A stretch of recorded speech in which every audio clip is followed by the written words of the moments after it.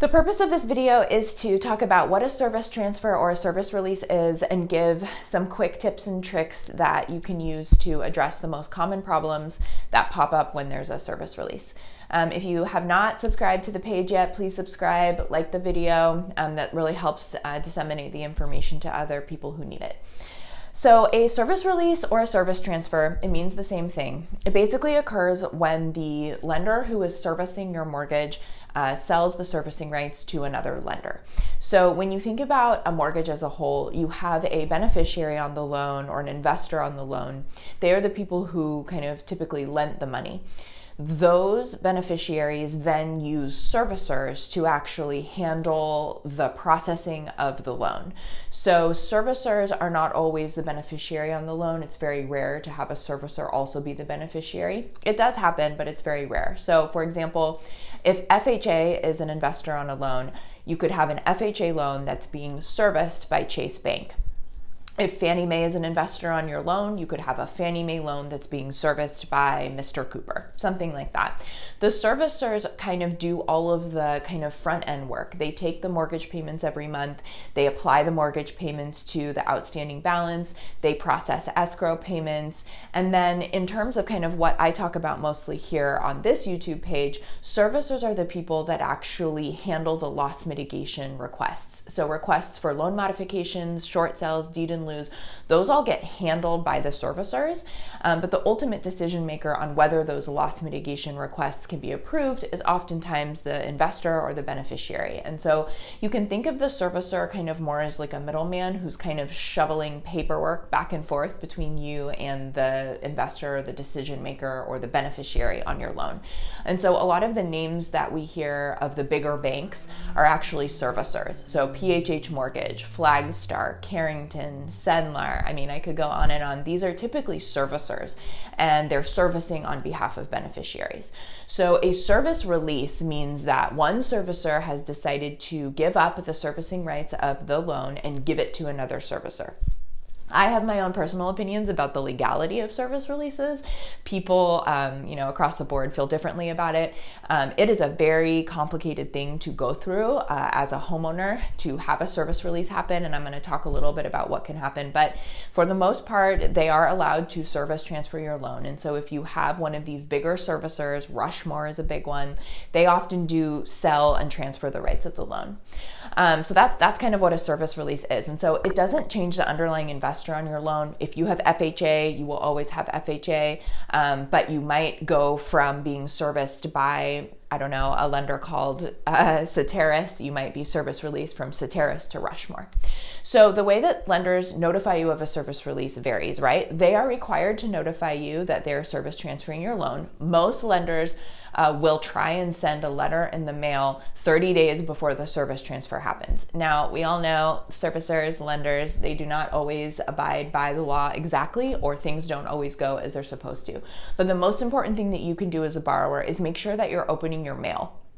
I know you get bombarded by letters from lenders. A lot of times there's like advertising of other things. Even if you're current on your mortgage payment, they still send you letters that say other things. But the most important thing you can do is open your mail so that you can see if one of these service transfers or service releases is coming your way.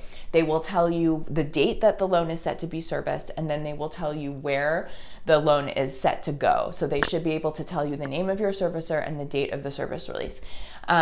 If you're a responsible homeowner who's speaking to your lender every month just to confirm that your mortgage payment got in, you can always ask them, hey, is my loan on the docket or on the list to be service transferred? They should be able to look in the file to be able to tell you, hey, your loan is about to be service released. If you're a borrower and you get one of these service release letters, there isn't anything you can do to stop the service release. I get that question a lot. Homeowners want to know, like, hey, can I just tell my bank, like, no, you don't have my permission to service release my loan? I wish that was the case. That would be fair, but that's not the case. You don't have control over whether the service release can happen. So they can service release it even if you don't want them to service release it. So understanding what is going to happen when they actually do service release it is important to making sure you don't end up with some of the problems that I see frequently. So what's important to understand is After lender A service releases the loan to lender B, there's what's called a 30-day, sometimes 45-day, but 30-day boarding period, which means the new servicer is allowed to take about 30 days to put the new loan in their system. So a lot of times homeowners end up in situations that's just crazy, where one lender's like, hey, we're no longer responsible for this loan. So let's say on January 1st, lender A releases the loan to lender B. They're done. If you call them, within that month, within that 30-day period, they're going to tell you the loan's been service released. We don't service this anymore. And then there's the problem where when you call lender B, the person who's supposed to have taken it, they will say things to you like, we can't see the loan in the system yet because the loan hasn't boarded.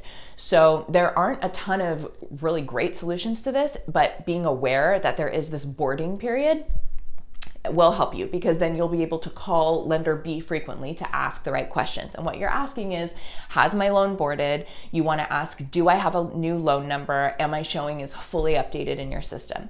And then immediately you want to ask new lender, the one who took your loan, or lender B, or whatever we're calling them. You want to ask the new lender, am I showing current on my mortgage payments?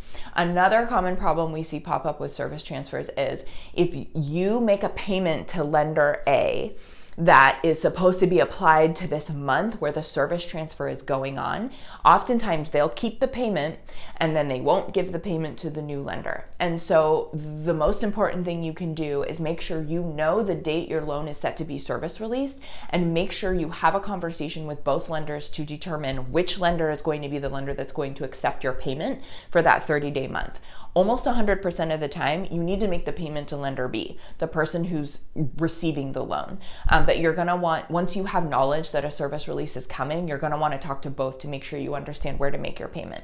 If something gets messed up, meaning if you sent a payment to lender A and then they sold the loan and lender B did not receive that payment, right at that moment when you're being told there's a problem by lender B, you need to contact an attorney in your state for help, or make sure you're doing something to educate yourself so that things don't get messed up. I have seen homeowners who should not be in default send a payment to the wrong area, and then they kind of don't know how to follow up on it or how to get the help they need, and then that can kind of spiral into a default issue. So if you're a borrower facing a service release, make sure you know when the service release is taking place, where it's going, and then make sure you're in constant communication with your new lender to understand when the loan boards and what you're supposed to do with your payment. One thing we are seeing with these COVID forbearance plans is that lenders are service releasing non-performing loans, or NPL loans, in the middle of these COVID forbearance plans. And so what that leads me to talk about is what happens if you're a borrower who has a loss mitigation review going on. Loss mitigation reviews are things like loan modifications, repayment plans, short sales, deed in lieu. So let's say you're a borrower and you start your review with lender A and you're doing a loan modification review. And let's say you're in the middle of it. Let's say lender A has said you have a complete package, we're reviewing you. And then bam, you could get hit with a service release letter in the middle of that. That is one of the things that I think should be illegal, but I won't get into that now. So they can service transfer your loan when you're in the middle of a loss mitigation review. And what they will tell you on the phone is, hey, no problem, we're just gonna transfer this loan modification review right where it is over to the new lender.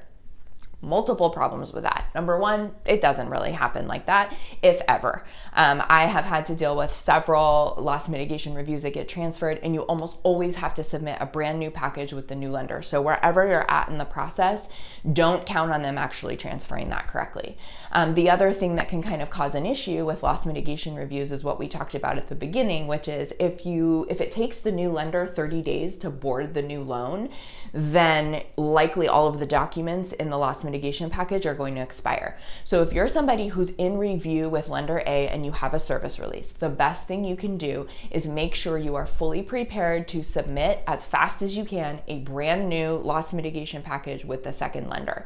Don't rely on the lenders transferring information correctly. Just take the responsibility on yourself, kind of view it as like you're starting over. And I know that's not what you guys want to hear. I don't want, I'm not the one that thinks that that's a good procedure, but that is the best way to make sure that things don't get messed up. The homeowners who kind of trust lender A and saying, oh, don't worry, we'll just send this to lender B, they often end up being pushed way back in the process because lender B often doesn't get that paperwork and often doesn't do what they're supposed to do. The worst time for a service transfer is when you're in the middle of a TPP or a trial payment plan. If you want more information on what a TPP is, there's another video on this page about that. But basically, a TPP is a trial payment plan for loan modification approval. And when these files get transferred, it is serious, and you need to make, if you're someone who's on a TPP and you get a service release letter, I would recommend at that moment calling a mortgage attorney in your state to get help, because you don't want your loan modification approval to go away if that TPP doesn't transfer correctly. And sometimes lenders do not transfer TPP information, and then borrowers end up in a situation where they don't know where to make their payment, and they don't even know if their loan modification approval is still valid. By law, it should still be. You should still, if you got approved for a TPP with lender A, if you have loan modification approval, that approval needs to transfer to the new servicer. And that is something that you can enforce as long as you have the correct amount of help, and you can get it enforced before several months expire with the TPP. So if you are somebody who has TPP approval and you receive a service release letter, get on it, call your new lender, find out what they can see in their system, ask them, do you show me approved for a TPP? If they say no, or if they're indicating that there's any sort of problem with it, or if they're just not boarding the loan fast enough for you to make your TPP payment, then you need to kind of take it upon yourselves to get representation and get help with someone who can kind of call them daily until that process is resolved. So service releases are kind of a crazy thing. They can throw a lot of wrenches into existing loss mitigation procedures. Open your mail if you are a borrower who's in the middle of a loss mitigation review. Talk to somebody in detail about your situation. Different lenders handle service releases a little bit differently. Some lenders have longer board times. Some lenders have shorter board times.